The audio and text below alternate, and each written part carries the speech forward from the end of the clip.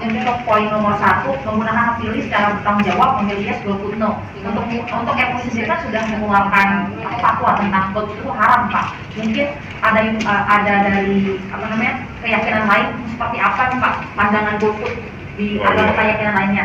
Kemudian yang nomor 4 ya, Pak.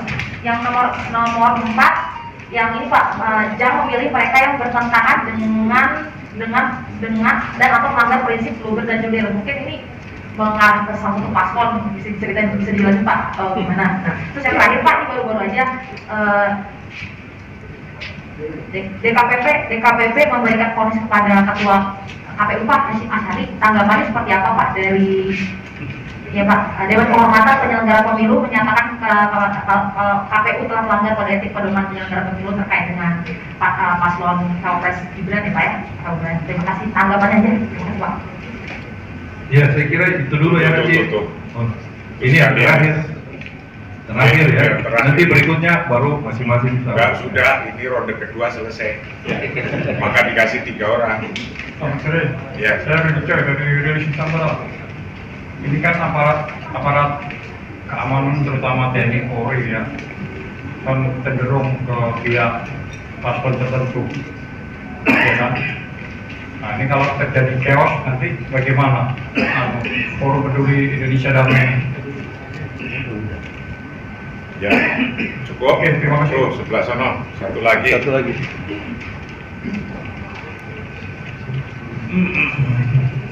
Dari MUI TV, yang mau saya tanyakan, apa tidak ada himbauan terhadap para elit politik yang membuat perbedaan dari para elit politik, apakah tidak ada himbauan tersendiri? Terus yang sepengetahuan saya selama proses berdirinya negara Republik Indonesia, konflik selalu memang ditimbulkan dari para kalangan agama, bersumber dari keyakinan atau ideologi. Dari semenjak pemberontakan 48, DITI, PUSU, semuanya bersumber pada keyakinan atau ada mayoritas minoritas.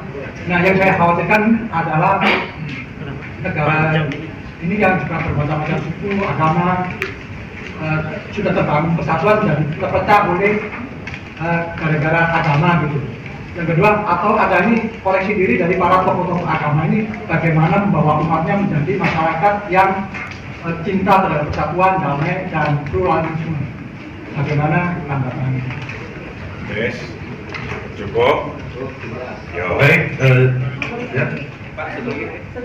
Oh ya udah satu aja. Cukup, tinggal ditulis itu udah panjang banget ini nulisnya. Ini dari Kompas ya? Ya wes, Kompas. Selamat sore, saya dari Toko Indonesia. Dari apa? Toko Indonesia. Toko. Ya. Pertanyaan saya, acara sore ini kan itu seruan Indonesia Damai, temanya. Nah, artinya tadi yang seperti Bapak-Bapak katakan bahwa ini adalah satu seruan atau gerakan moral. Nah, di satu sisi kita melihat bahwa di minggu-minggu ini itu begitu kampus-kampus para cendekiawan, akademisi, itu mereka sudah mulai bergerak di tataran ini juga bahwa itu adalah satu gerakan moral. Pertanyaan saya adalah tadi yang Bapak juga katakan bahwa bagaimana ujungnya ketika kita gerakan moral ini ujungnya kepada hukum akhirnya gitu kan, ujung-ujungnya kepada hukum gitu. Artinya pertanyaan saya gini, Pak, apakah gerakan moral ini sebatas moral seruan-seruan terus di kalangan para agamawan dan akademisi, kemudian dan mahasiswa, kemudian tindakan lebih jauh itu sepertinya sebatas itu dan kemudian hanya ramai sebatas hiruk pikuk himbauan dan gerakan seperti moral terus begitu, tapi ujungnya apa, Pak? Apakah maksudnya kepada suruh bawa bedil? Ya, kepada suruh bawa bedil. Bukan, maksud saya ujungnya itu apakah ada pertemuan intens yang bisa dilakukan oleh tokoh-tokoh agama gitu untuk kemudian memberikan maksud saya yang lebih tajam satu solusi. Apa contohnya lebih tajam coba selain ini? Solusinya ya apa coba? Nah, justru itu pertanyaan saya, solusi apa yang diberikan oleh tokoh-tokoh agama. Terima kasih, Pak, itu saja. Oke. Baik, Kompas. Ya. Sama. Udah ya, cukup ya. Nanti setelah itu baru bisa dilanjutkan. Ya, jadi kalau nanti chaos kan sudah dibayangkan tadi, TNI Polri nanti bagaimana? Disinilah sesungguhnya kita berdiri untuk mengantisipasi itu, menyadarkan masyarakat. Kalau masyarakatnya dibawa untuk chaos tidak mau karena sadar bangsanya ini jangan sampai terpecah belah, saya yakin ini akan terkontrol dan akan bisa sadar bersama-sama. Kalau ternyata yang tidak sadar atau yang belum sadar atau yang akan membawa perpecahan itu elitnya, itu tadi ada pertanyaannya. Ya. Dari sini juga kita mengajak, memperingatkan. Kita masing-masing punya umat masing-masing. Kalau umatnya nanti bersatu, gak ikut ngeladeni yang untuk orang membawa chaos, walaupun itu pejabat tinggi, walaupun itu tokoh tinggi, walaupun itu tokoh elit, saya yakin mereka akan mengikuti masyarakat yang banyak. Di sini letaknya, bahwa moral dan kesabaran, tidak emosional, itu terus terjaga oleh kita. Kemudian tokoh itu kira-kira mau ujungnya apa? Ya ujungnya inginnya damai, ujungnya inginnya damai. Orang cuma pilihan kok. Pilihan itu kan 5 tahun sekali. Kalau sudah dipilih ya sudah, tinggal 5 tahun lagi. Maka dari berpikir yang sangat sederhana dan simpel, iki mukur 5 tahun sekali. Kalau sudah 5 tahun ini nanti terpilih siapa, hormati. Siapapun yang terpilih, hormati. Ketika sudah terpilih dengan baik, kalau masih ternyata belum puas nanti, yang ditentukan menang belum puas, ada jalur hukum.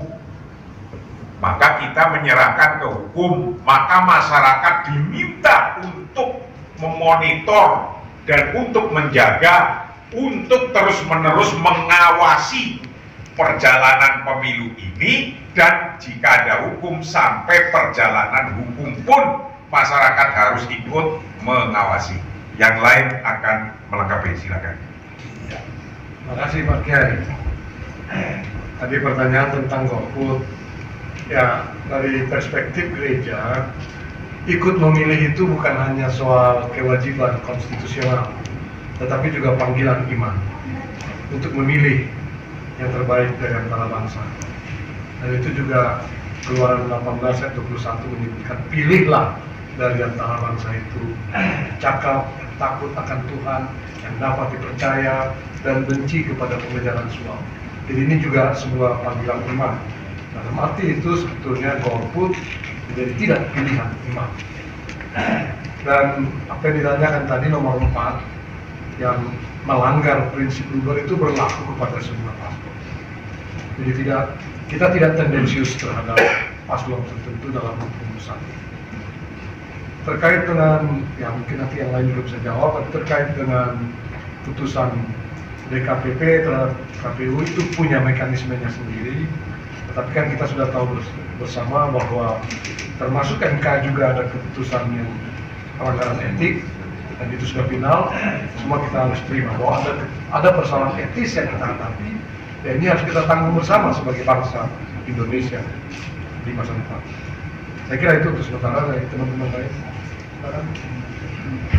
Baik, kami dari umat Hindu, di samping kita seruan damai, juga akan melakukan Sandi Puja, jadi berdoa untuk kedamaian pelaksanaan pemilihan umum ini.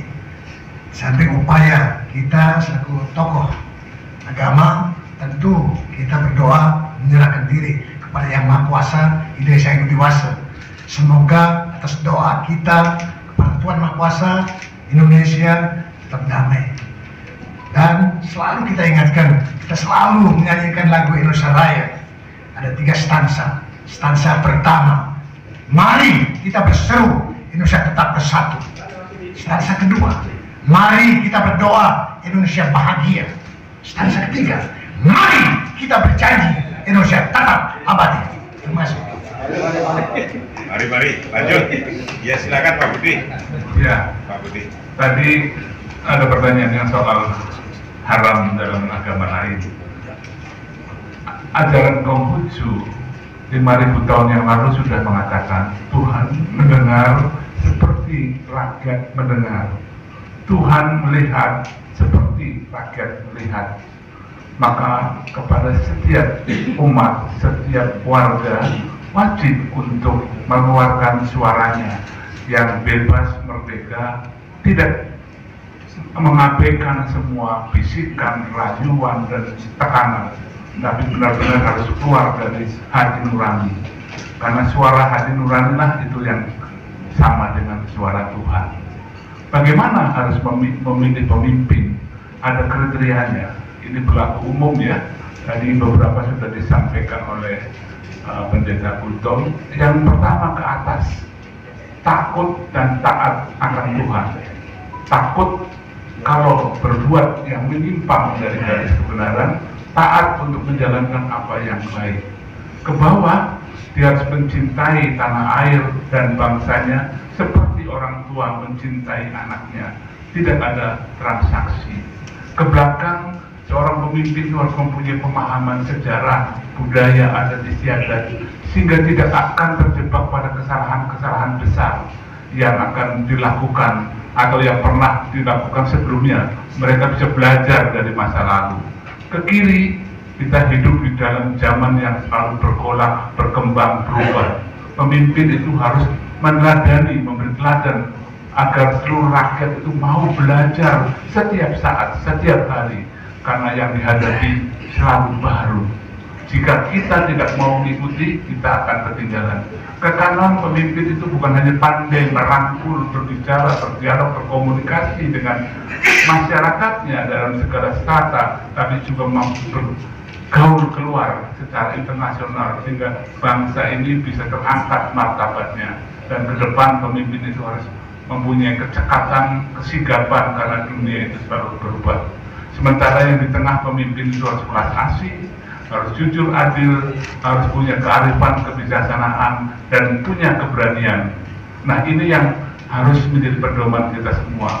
Kita yakin kalau semua rakyat, semua umat kita bisa merenung satu malam sebelum hari pencoblosan, katakanlah 13 malam, dan kemudian bicara dengan hati nuraninya, mereka akan terpanggil untuk memberikan suara yang terbaik kepada orang yang tepat. Dan semuanya nanti hasilnya serahkanlah kepada Tuhan, karena suara hati nurani yang paling dalam adalah suara Tuhan itu sendiri. Dan ini harus digembar-gemborkan sehingga ketika rakyatnya sadar, rakyat ini kan punya anak juga, apakah anaknya itu TNI, Polri, ASN atau apapun. Mudah-mudahan anak-anaknya ini akan ikut suara orang tuanya bahwa ada kepentingan yang jauh lebih besar, yaitu kepentingan keutuhan bangsa ini yang dipersatukan butuh 350 tahun, dibangun 78 tahun. Kalau ini sampai pecah retak, percaya saya tidak akan pernah kembali lagi yang namanya Indonesia. Ini yang harus digembar-gemborkan agar yang ditakutkan tentang chaos segala macam tidak akan terjadi dan tidak pernah terjadi di Indonesia. Indonesia bisa lestari kalau kita bisa mengingatkan semuanya, termasuk pemimpin salib. Tapi kalau pemimpinnya tidak bisa diingatkan, kita masih punya harapan besar mengingatkan rakyatnya. Karena pemimpin pun adalah sebenarnya anak dari rakyat itu sendiri. Terima kasih. Terima kasih. Baik, Bapak Ibu mungkin cukup dan sekarang waktunya. Pak Philip, silakan. Ya, saya lanjutkan tadi yang disampaikan suara rakyat itu adalah suara yang paling mutlak ya. Di dalam bahasa Latin ada yang disebut vox populi, vox Dei, yaitu suara rakyat adalah suara Tuhan. Kita berada di sini adalah untuk seruan pemilu damai. Pemilu adalah sebuah proses, yang kita serukan adalah prosesnya yang memenuhi kriteria tadi, jujur, adil, dan sebagainya. Bukan mengarah ke siapa yang menang, siapa yang kalah. Ya, jadi kita ingin prosesnya itu baik. Kalau semua kriteria itu dipenuhi, moga-moga bisa terpilih seorang pimpinan yang tepat yang cocok dengan kemauan masyarakat secara luas. Itu harapan kita. Kita duduk di sini, kita tidak melakukan suatu menentang sesuatu atau menempuh sesuatu yang keras dan sebagainya, tidak. Kita justru ingin menyerukan kedamaian, masyarakat yang damai. Para tokoh agama dijejer di sini untuk menunjukkan selain kepada masyarakat bahwa kita semua mempunyai kesepakatan yang sama yaitu damai. Kita juga menunjukkan kepada umat kita masing-masing, ayo kita bisa berbuat sesuatu untuk membangun bangsa dan negara ini ke depan yang makin baik. Terima kasih. Terima kasih. Saya kira cukup dan mungkin silakan Bapak untuk berdiri sesi foto. Lihat, ya lihat.